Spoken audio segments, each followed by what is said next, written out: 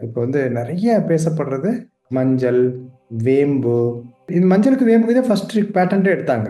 நீங்க பார்த்தீங்கன்னா 20 வருஷத்துக்கு முன்னால ஜெர்மனியோட ஒரு பெரிய இன்டர்நேஷனல் பேட்டன்ட் ரைட்ஸ இந்தியன் கவர்ன்மென்ட்டே போய் ஃபைட் பண்ணாங்க.